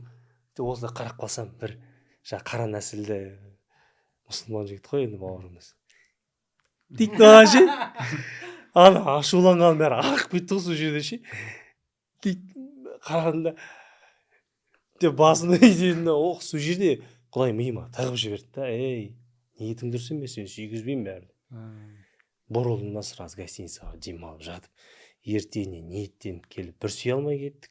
Одан кейін 4-5 адаммен келіп, тағы да қалай сүю керек екенін түсініп, жанынан, мына жағынан, мына бұрышынан бастап жағалап келіп, сөйтіп бүйтіп адамдарды қараймын ғой, бүйтіп. Мені көтеріп жүрді, аяғым жерге тимейді. Бұрышында тұрмын. Адамдар атылып жатыр, ішінде бір хиджаб киген әйел адамдар да. Оған қазақша айтып жатырмын ғой, басқа. Баршиш деп қоямын да, кетейші, өлдің ғой деймін ғой. Жаным дауыс шығады шыңғырған кезде, қысқан кезде. Жоқ дейді ғой. Мен сынып тұрмын мына жерде, кете салайын деп тұрмын, сүйе алмаймын бәрі деп. Бір ана әйелдің характерін көрген кезде, дедім, жоқ, сүю керек. Мен сен шыда деп өз-өзімді қайрап жатырмын да. Сосын адамдарға, сабыр деп айқайлаймын осылай ше. Болмады мен сабырым. Сол видеоны көрген сияқтымын мен. Қазір айтайын деп тұрмын ол видеоны. Соған алып келе жатырмын ғой. Сабыр деп айқайладым да. Уже мен сабырымды кім тыңдасын ол жерде. Кірін сүйдім, шығып кеттім. Алдымнан бір өзбек әка шықты. Бауырым, номеріңді берші деп. Номерімді бердім. Телеграмға сол видеомды жіберіп тұр ғой. Мен ана жерде дискуд деп атқанымды көріп бәрін түсіріп алған ғой. Соны инстаграмға, тиктокқа салып жібердім. Ол үлкен охватпен кетті. Қаншама адам көрді, дайректке келді. Биллиамнан өшіршиш, не үшін салып аласың, өйтіп аласың, сөйтіп аласың. Кім қалай көреді, солай да. Астында жақсы комментариялар да болды. Содан біздер ана фитнесқа тренировка келген кезде бір құрдасым бар, амандасты келіп, қолымнан сүйіп жатыр да. Мына қолды сүю керек деп ше. Қумашы деп жатыр. Жоқ, бұл қолды сүю керек. Адамдар мына қолын сүйіндер Ерланның деп. Не айтып жатсың, қойшы десем. Мына қолмен дейді, Қағбаның түбінде Қаратастың қасында тұрып, әлемді сабырға шақырған қол ғой деп тұр ғой. Ойбай, ана көруі ғой оның ше, көрдің ба? Жақсылық істесе, жақсылық көргің келсе, жақсы адам жақсылық көреді деген осы ғой. Мә деп қалған көзім біртүрлі болып қалады кезі бір жағынан ше. Осындай түрлі қызықтар жайынан әңгіме айтылып еске түсе береді ғой. Енді айтып кететін, сол умрадан келгеннен кейін өмірімде сол өмір жақсы, Аллаға шүкір, көп нәрсе дұға қылдым. Бәрі өмірім жақсарып жатыр. Енді жаңағыдай ұстаздан кейін осы күнге дейін айтып келдік қой, бүкіл дұғам қабыл болды деп ше. Уже енді олай айтпайтын деңгейді айта алмай отырмын, алдын ала айтып алған дұрыс болды негізі. Бірақ енді, альхамдулилля, Аллаға шүкір, мен ешқашан проблема айтпауға тырысамын. Проблема только Құдайға ғой. Шешеді ғой сол тек қана. Бәрі Құдайға шүкір, тек жақсарып жатыр. Осы сөз актуальный сұрақ қойғым келіп тұр. Жалпы қазіргі көп осы умраның мәселесі талқыланған кезде көп айтылатын нәрсе, арабтарды байытып жатсыңдар ма, умра бара бересіңдер ма деген нәрсе бар да. Осы нәрсеге не дейсіз? Жалпы мен білетін нақты ақпарат бойынша бізге Саудия корольдігі 5 мың не береді, льгота береді. 5 мың адам ғана береді. Бір жылға? Жоқ, қажылыққа. үлкен қажылық. үлкен қажылыққа 5-ақ мың адам береді. Бар болғаны. Яғни сен 5 мың адамға льгота береді, соған 5 мың адамның льготасын жаңағы Қазақстан мұсылмандар діни басқармасы реттейді. Жаңағы нелерге береді, компанияларға береді. Сонда жыл сайын айтады ғой бізге, жаңағы тек қана қажылық визасымен ғана барыңдар деп. Яғни виза бергенде ол жақта 3 түрлі виза болады, мен білсем. Қажылық болады, умранка болады, сосын жаңағы туристің қажылығы болады, визасы болады деген сияқты. Енді айтайын дегенім, арабтардың 5 мың теңге, 5 мың деген неге айтып жатырмын? Таиландқа 60 мың, 70 мың адам барады екен, 70 мың жылына. Дубайға одан да көп, 2 есе көп адам барады екен. Қазақстаннан. Қазақстаннан. Балиге одан да көп барады екен. Алар көрмейді оны. Оны көрмейді. Бұл жерде исламофобтар вот тиге шейін. Арабтарды байтып жатыр, үйтіп жатыр, бүйтіп жатыр дегенше. Сонда баратын сен гостиницаға жатасың. Сол гостиницаның берген бесплатный 2 мезгіл тамағын жейсің. Содан барасында бір 10 күн, 20 күн өтесің де қайтасың. Болды, ол жаңағы жылына бір-ақ рет қалатын нәрсе. Артық шығында жоқ қойшы. Онсыз да бар емес пе? Мен сізге айтайын, Саудия бар ғой, таза мұнайы мен құрмасымен осы 2 нәрсені экспорттау арқылы не істеп жатыр? Байытып жатыр. Ол бар ғой, Саудия мемлекеті, сіз біле білсеңіз, исламофоб, сен бауырым айтып жатырмын, ненің әлемдік мұнайдың бағасын реттей алады. Егер ол бар ғой, баррелін 10 долларға сатса, 5 долларға сатса бар ғой, біздің мұнайларымыз өтпей қалады. Өйткені ол жақтан тап-таза мұнай шығады. Түсінікті ма? Бір жылдары Иран екеуі жарысқан. Сапасы мықты болды. Яғни мұнаймен соғысқан осы. Ол аппаратта минимализмге түсіп тастайды. Сондықтан ешкімнің мұнайы өтпей қалады. Қазір біз баррелін 80 долларға ма 70 долларға өткіземіз, олар одан да көп, яғни 120, 140. Оларға 80-ге түсті ма автоматически біздікі өтпей қалады деген сөз ғой. Құрма, біздің жеп жүргеніміз Ираннан келетін түйенің құрмасын жейтінбіз біз. Әжуаның құрмасы қазір 5-6 мың теңге тұрады, еттен қымбат. Сенің ол келіп жатқан туристке мұқтаж емес ол. Түсін ма? Естіп отырсыңдар ма? Ол сенің туристіңе мұқтаж емес. Туристерге кім мұқтаж? Вьетнам, Таиланд. Ол жақта вообще не жоқ? Өндіріс жоқ. Мүлдем өндіріс. Ол жақта тек қана соған. Мысалы мен Турцияда болдым. Түркия мемлекетінде. Коня дейтін жерде болдым. Яғни бір ауылдар бар, тек қана туристермен ғана күн көреді. Ойлаңызшы. Бүткіл үйлердің бәрін завтрак ішетін, жаңағы таңғы ас ішетін қылып істеп тастаған болды. Мысалға. Анау тарихи жерлер көп қой өткен. Тұнытсыз ба? Олар туристерге қарап отқан күні жоқ, арабтардың. Ол онсыз да бай, сен сақта. Түсінесіз ба? Енді айтқым келіп отқан нәрсе. Бұл енді екінші мәселе, бұл мұсылмандардың, бүткіл күллі мұсылмандардың қасиет тұтатын жері. Ибраһим алейхиссалам, Исмаил алейхиссалам екеуі салып атқан кезде қалай шақырам деді. Сен шақыр деді, болды. Мен алып келем деді. Айтты ғой, мына үйді тазала, кімдер үшін? Руку, сәжде, тауып жасайтындар үшін үйді тазалап қой деді. Мен қалай шақырам деген айтты. Сен шақыр, мен алып келем деді адамдарды. Ол жаңағы Қаратасқа пайғамбар тауыфты, жаңағы Қағбаны зиярат етіп келетін адамдар келе береді. Түсінесіз ба? Оның берекетін де сол үшін беріп қойды Аллах Тағала Саудия мемлекетіне. Сол екі харам үшін. Яғни пайғамбар Меккедегі Мәсжидул Харам, харам мешіті, сосын пайғамбарымыз алейхиссалату вассаламның мешіті, ол да харам деп аталады негізінде. Соған беріп қойды. Бірақ екінші жағында двойной стандарт деген ғой бұл жерде. Яғни сенің неге барып жатқаның, жаңағы Балиге барып жатқаның, Сейшел аралдарына барып жатқаның, Вьетнамға барып жатқаның, Таиландқа барып жатқаның сен білінбейді. Таиланд деген полный разврат қой, мысалға. Ол жақта білесің ба, Таиландта қазақтар барады сол жерге. Соны мен айтайыншы Таиландтан қандай келген. Таиландта ешқандай өндіріс жоқ. Кішкентай бала туда соған женский гормональный дәрілерді береді да, оларды трансгендер қылып тастайды. Проституция деген на высшем уровне дамыған жақта. Мен сізге айтайын Таиландтан қандай келген. Сен үшін ана жаққа барған адам не қылады? Минимализммен барады ғой, минимализм ең кішкентай нелермен барады, турпакеттермен барады. Ол жаққа барғанда сен құсап жаңағыдай жатпайды, фреш апельсин ішіп, мәндей жейді бар, пакистанцардың бар, мәндей жейді бар, пашана. Қолымен жейді, өйтіп отырып алып ана жерде. Сен құсап барып ана жерде люкс нелерге жататын байлар бар шығар енді бәлкім. Бірақ барып атқан көбісі қарапайым халық. Онда да барып атқан өзінің ақшасына барып атқан жоқ кейбір. Жаңа сіз айтқандай Құдай шақырып атқандар ғана барып атқан. Сіз енді жай тақырыпқа оралайық. Жаңадан бері умраға қатысты оқиғаларды айтып жатырмыз ғой. Енді сізден ең сұрағым келіп тұр. Умраның жасалу тәртіптері бар ғой. дұрыс жасау тәртіптері қалай болады? Осы нәрсені айтып берсеңіздер. Жалпы бұл нелер миқаттар бар ғой. Шамнан кіретін, сосын Мәдинадан кіретін, сосын Ирақ жақтан кіретін, сосын Яманнан кіретін миқаттар бар. Иә. 5 миқат бар. Иә, 5 миқат бар. Сол миқатқа жеткен кезде әуеде болсын, яғни неде болсын сен ихрамға кіруің керексің. Жерде болсын. Енді мысалға былай айтайықшы, сен Алматыда Жиддаға қонатын болсаң, Алматыдан кіресің. Аэропорттан уже ихрамға кіріп ихрамға кіріп аласың уже. Ихрам келген кезде уже сен Жиддаға келіп кіруге болмайды. болмайды, сен миқаттан өтіп кетесің уже. Ал сен Шаржа арқылы, Дубай арқылы алатын болсаң, сол жақтан киінесің. Иә. Ал Мәдинадан келетін болсаң, Зул-Халейфа деген жер бар. Сол жерге бар, кәдімгі мешіт бар сол жерде ғұсылхана бар, сол жерде ғұсыл құйынады. Ол жерден ыңғайлы. Ал елден кететін болсаң, Жиддаға баратын болсаң, мысалға сол жерде Алматыдан қай жерден ұшасың, жалпы сол жерден киініп аласың. Бұл ихрамға киілгеннен кейін сен иіс су себуге, сабын қолдануға, шампунь қолдануға болмайды. Түктеріңді қыруға, жұлуға, тырнағыңды алуға, шашыңды қысқартуға, басың жауға, бетің жауға болмайды уже. Тек қана сенің үстінде ихрам қалады. Ал әйелдердің өзінің стандартный киімі қалады өздерінің.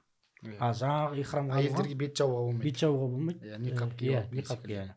Сол ғана болмайды. Ихрам тек еркектерге. Иә. Ихрамды тек қана еркектерге жаңағы екіні жамылғаны.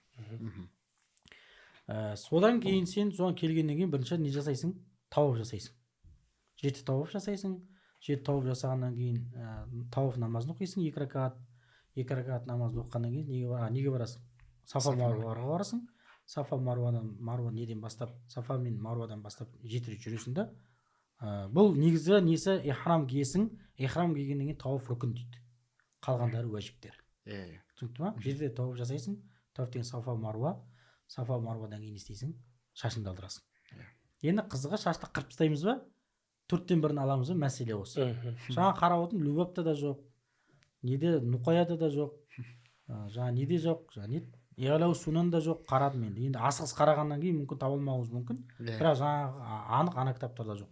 Сол Муаттаның кітабын тауып алдым. Муатта деген Имам Малик деген кісі бар, соның хадис жинағы бар. Муатта деген Мұхаммед Хасан аш-Шайбани рахимахулланың риуаятымен. Соның үстіне Абдул Хай Лакнауи тағлиқ жазады, кішкене түсіндірме жазады. Сол түсіндірменің ішінде айтыпты, әйелдерге қысқартқан жақсырақ болады. Еркектерге қырып тастаған абзалырақ болады. Бірақ қысқартқан да рұқсат деп айтқан екен. Абзалы қырып тастау. Иә. Енді осының ішінде бір жинаят деген бір нәрсе бар. Жинаят деген қылмыс қой. Мысалға қажылықта жасап жүрген кезде түйе жасап қойғанға дейін түйе кафаратын түйе салу керек. Ананың қылмыстың уақытын несін орындау үшін. Арафаға бармай қалсаң бітті, не жоқ? Қажылығың кетті. Баяғыда медреседе оқып жүрген кезде кім айтқан? Кім еді? Сансызбай ұстазым айтқан, Алла тағала ол кісінің өмір жасын ұзақ қылсын. Арафаның кезінде бәрі Арафаға кетеді ғой. Сендер қуанып Кағбаға бар қара тас сүйіп жүрмеңдер дейді. Бұл жақта ешкім жоқ екен ғой деп. Сен онда нең кетті дейді. Қажылығың кетті дейді. Не бар? Қой шалатыны бар, түйе шалатыны бар, тана шалатыны бар деген сияқты нелер бар. Ал неде жаңағы біздің мазхаб бойынша қолын сабындап жоқ қойсаң, түгіңді алып қойсаң, бір қылмыстар жасап қойсаң, біздің мазхабта ондай түйе салу, бәдана салу деген омарада ондай нәрсе жоқ. Садақа. Кейбір адамдар айтып жатады дейді. Аллаху әлем, бәлкім немен айтып жатыр? Бәлкім қиындату үшін айтып жатыр ма? Жаңа түсіну үшін да қой шаласыңдар деген әңгіме айтып жатыр дейді. Негізі жоқ. Ол негізі жоқ. Оған тек қана жаңағыдай қанша 5.000 теңге, 4.000 теңге садақа берсең, ол соның кафараттан өтеді. Түсінікті ма? Яғни оған кіргеннен кейін жаңағыдай ихрамға кіргеннен кейін саған халал заттардың бәрі не болады? Харам болады деген сөз ғой. Яғни әйеліңмен жақындасуға болмайды. Әйеліңмен жаңағыдай барынша енді әйеліңмен жанаспауға, барынша су сабын қолданбауға, шампунь қолданбауға, сабын қолданбайсың. Тек қолданатын зулный паста болады дейді ғалымдарымыз. Сосын жаңағы әтір сеуге болмайды. Әтірді ихрамға кірерден алдын сеу боласың. Оның сол рүкіні тауаф, одан кейін саи, жаңағы Сафа мен Маруаның арасында, одан кейін шаш алдыру болды. Умраның жеңіл дейсіз ғой. Иә, осы жеңіл, сонымен не істеп жүрсең орындап тастауға болады. Енді жаңағы кейбір бауырларымыз айтады, жаңағы миқатқа шығу керек дейді да, міндетті түрде қайттан умра жасау үшін дейді.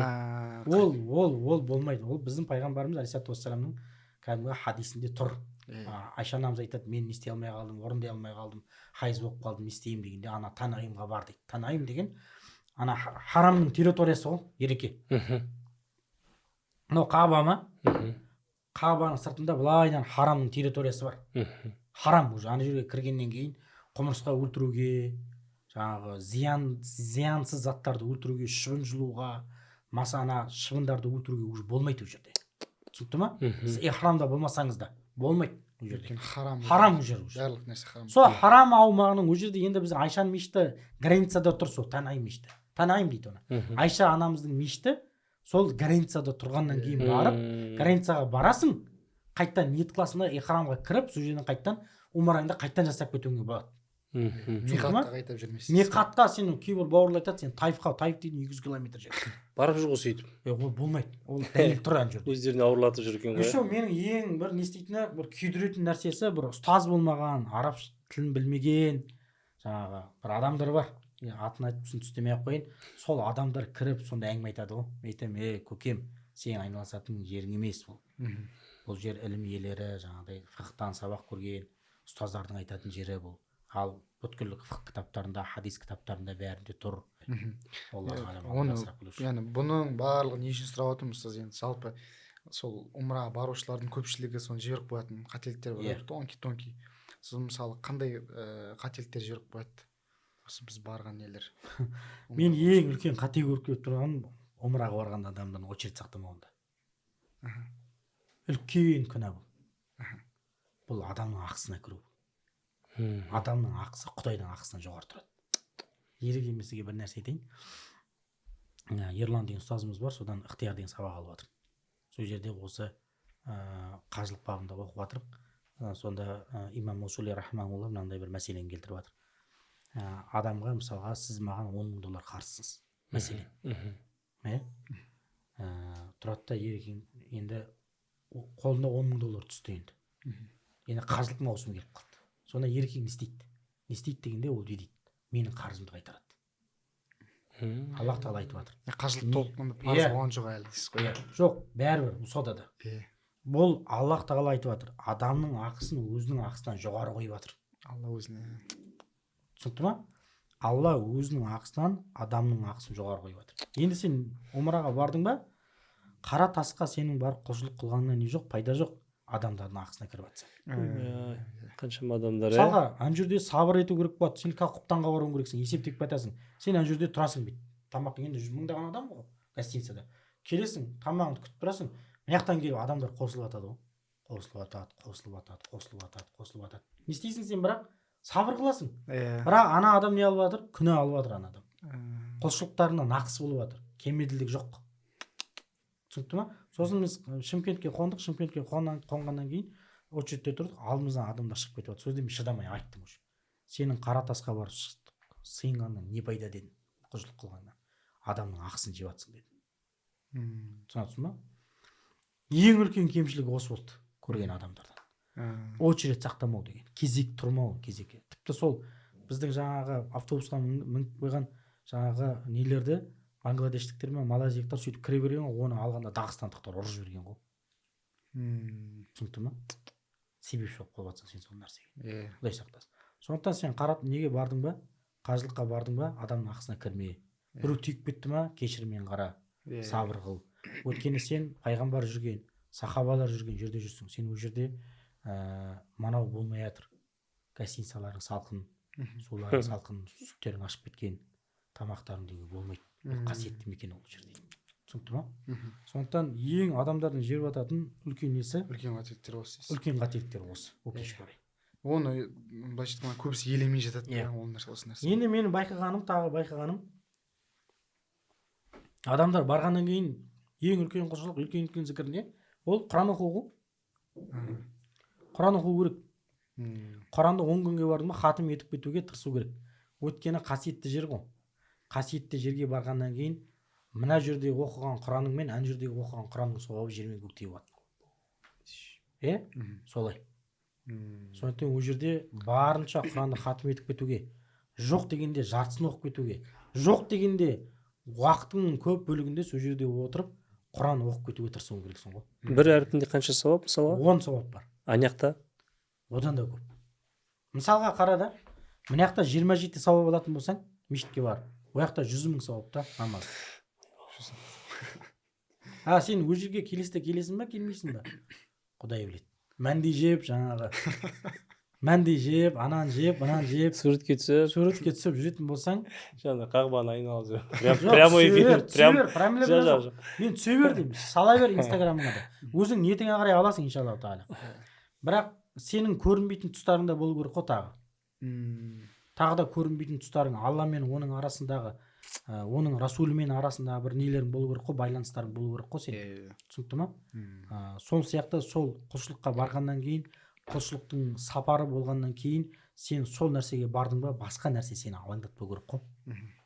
Соған болмаса базарға баратын басқа бір уақытты арнау керек та, қалған уақытта сен тек қана құлшылықпен айналып. Өйткені 10 күн ғой бар болғаны. 10 күн деген ертең барасың, шыж-быж болып жүргенде өтіп кетеді. Жерде 10 күн деген ерке білесіз ғой өзіңіз.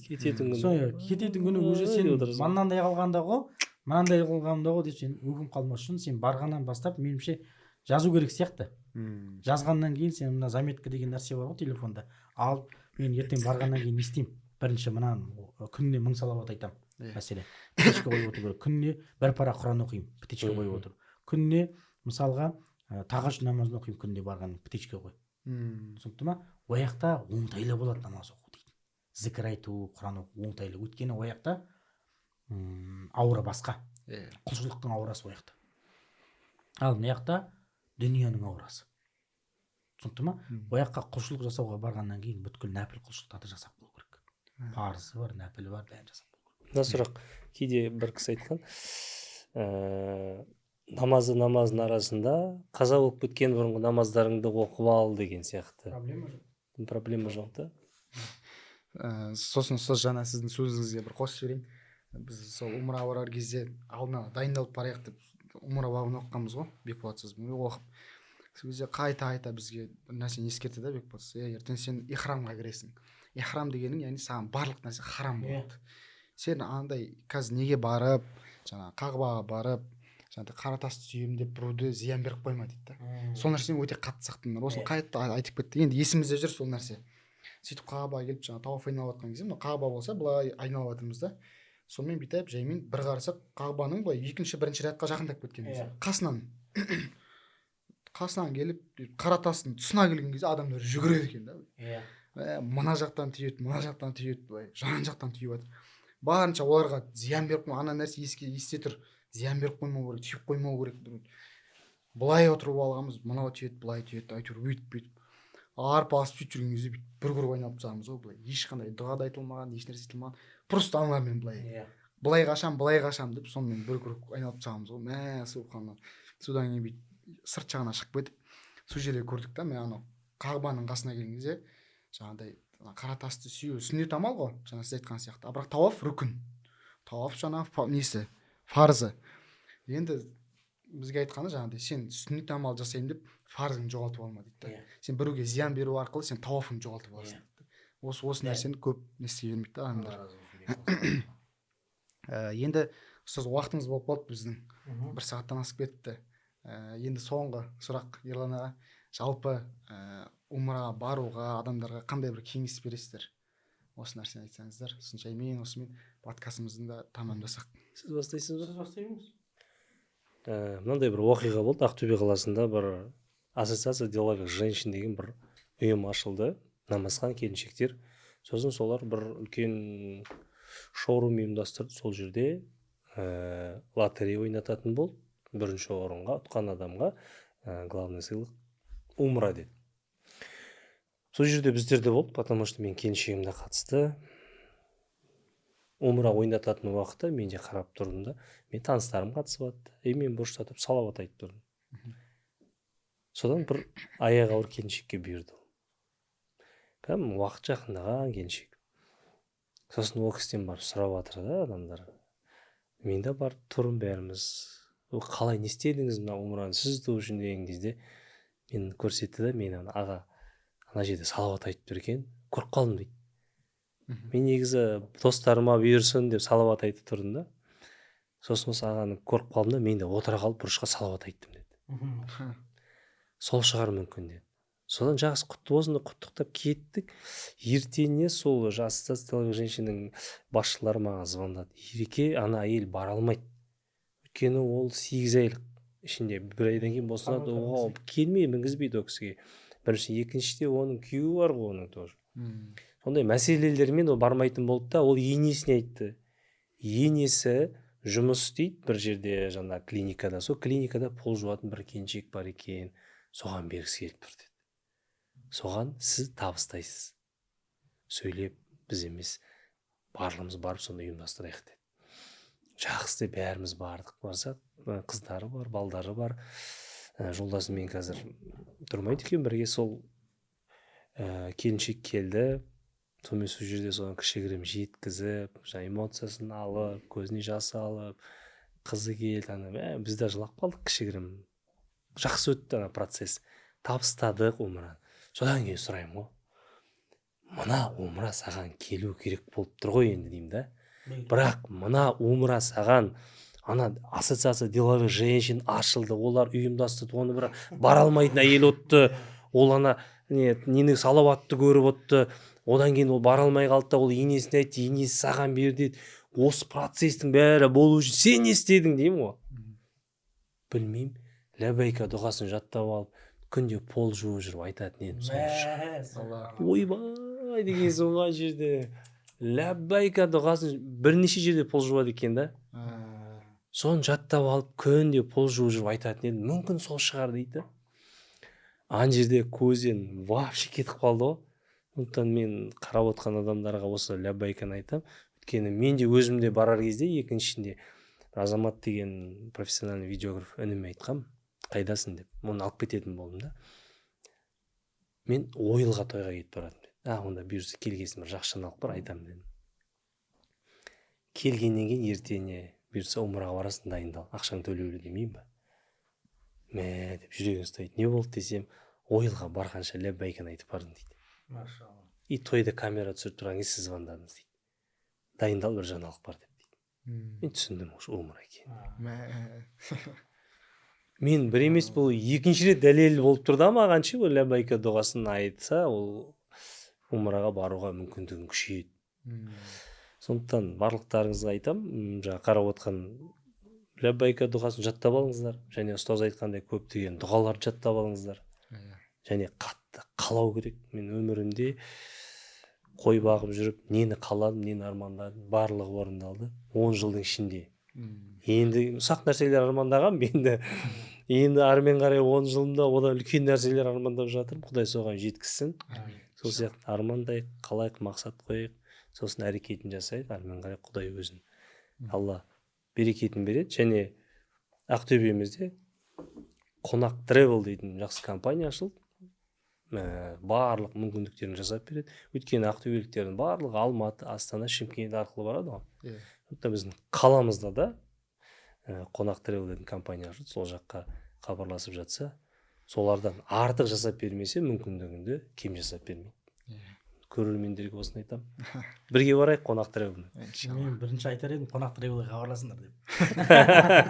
Бірінші Қонақ Travel. Енді өте жақсы сұрақ қойдың. Еркеңде жауап беріп жатыр, алхамдулилля, керемет. Бұл жерде ықыласқа да байланысты.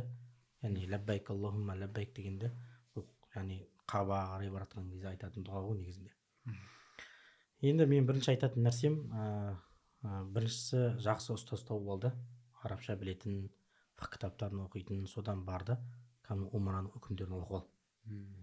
Болмаса қазақша фақih кітаптарын тауып ал. Ерған Ақатаевтың ұстаздың кітабы бар, ислам ғылымқалы, Қайрат Жолдыбайұлы, сосын Мұхиддин ұстаздың нелері бар, кітаптары бар, ислам ғылымқалы. Болмаса жаңағыдай үлкен ұстаздардан барып, жақсы ұстаздан тауып алып, соның сабағын оқып ал. Умраның сабақтарын оқып ал, әдемілеп, яғни ихрамды кигеннен кейін не істеуге болады, не істеуге болмайды, істеп қойған кезде жинаят қандай болады деген сияқты. Өйткені мен білем, умрада жүргенде маған звондап жатады, жаны қысылып, ұстаз не істеймін деп. Мен айтамын, сен бір нәрсені перед фактым үйренбе, осындай болып қалады ау деген нәрсені сен көп үйренуің керексің деген сияқты. Яғни кетіп бара жатқан, сен не үшін барасың? Сен умра үшін баратсың ғой.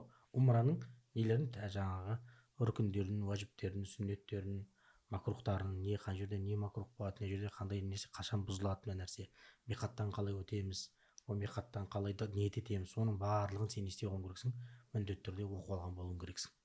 Жақсылап сол дайындалып бару керексің. Жаңа айтып отқандай, Құран және сүннетте келген дұғаларды көп жаттауың керексің.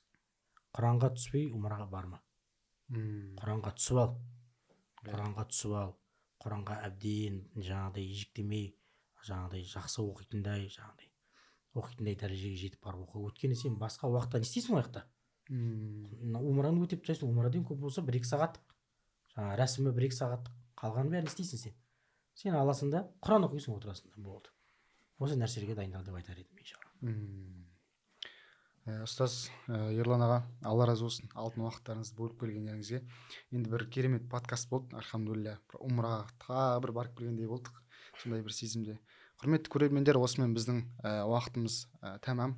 Сіздерге умра жайында подкаст түсірдік. Осы жерде бір маңызды мәліметтер айтуға тырыстық. Иншалла сіздерге пайдалы болуға тырыстық. Алла тағала баршамызға естіп білгенімізге амал етуімізді нәсіп етсін. Иншалла баршамызға осы умраға баруға, қажылыққа баруға баршамызға нәсіп етсін. Келесі кездескенше ассаламу алейкум ва рахматуллахи ва баракатух.